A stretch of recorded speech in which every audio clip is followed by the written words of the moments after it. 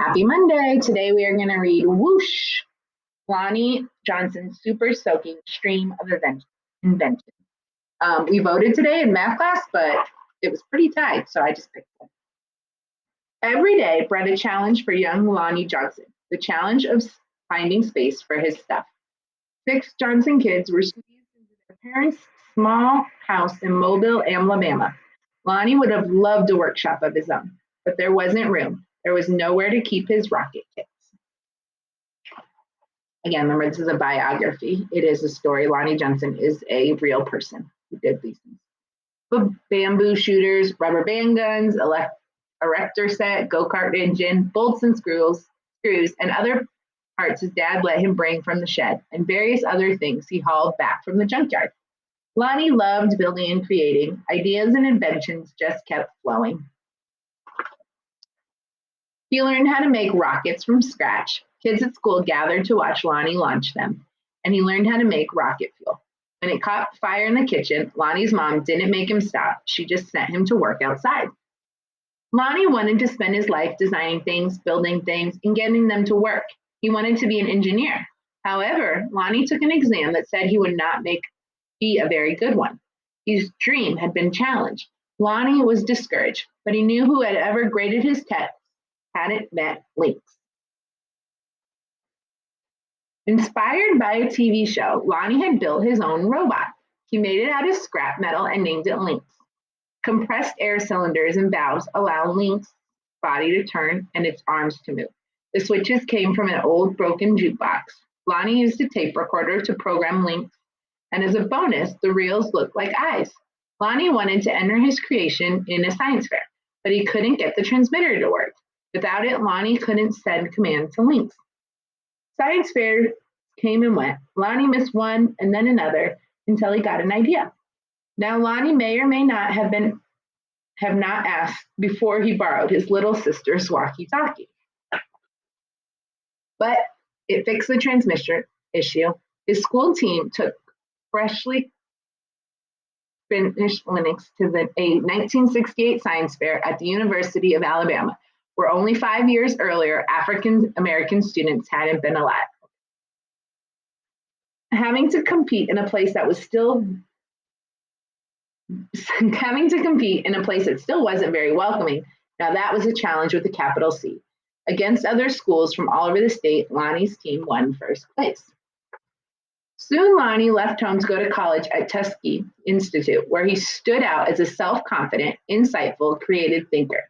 He stood out as a student who asked the right questions, precisely defined problems, and formulated solutions. And he stood out as the guy who built his own booming sound system off cast electronics. It even had lights that flashed in sync with the beat. Lonnie sometimes studied right in the middle of his own parties. The extra studying paid off. He became an engineer after graduation, and that took him beyond Alabama, way beyond. Remember, he took a test that said he wouldn't make a good engineer, and yet he proved them wrong. When NASA was sending an orbiter and probe called Galileo to Jupiter, the space agency needed to ensure a constant supply of power to the orbiter's computer memory. The engineer who had figured out how to do it was Lonnie. His challenge was to come up with a lightweight backup system able to keep essential functions going in case the main power was lost. It wasn't easy, it wasn't obvious, but Lonnie found a solution. Some at NASA's Jet Propulsion Laboratory doubted his idea would work. Lonnie convinced them it would. He was right. As it photographed Jupiter and the moons, Galileo was supported by the power pack that Lonnie designed, much of which we know about Jupiter could have been at risk if power failure if not for Lonnie. So he created a robot. He created a sound machine. He created this power source for this for the Galileo that they sent to take pictures of Jupiter. Ideas for other problems to solve just kept flowing. They flowed whether Lonnie was working with hundreds of people at NASA or up late tinkering with his own inventions in his own workshop.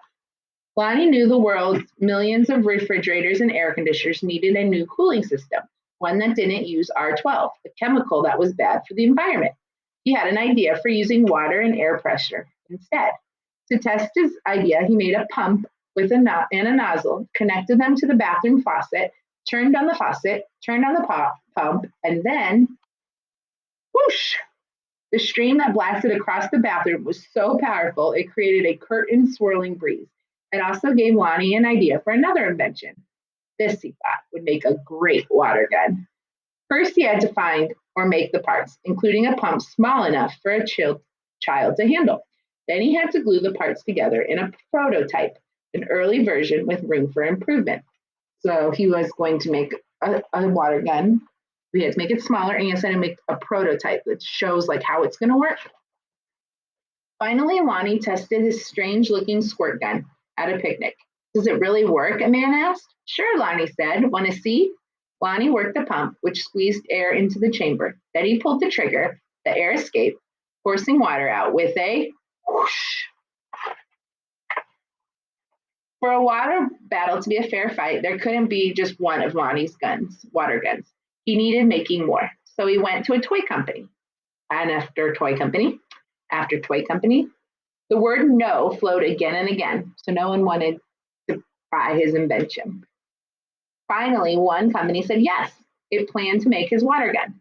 Lonnie also had two other projects, a water-propelled toy airplane, two kinds of engines, and his cooling system. He found investors to provide the money for turning his ideas into products people could buy. He made a leap of faith, quit his day job, and devoted himself to full-time inventing. But soon each plan fell apart, even the one for the water gun. These things happen sometimes.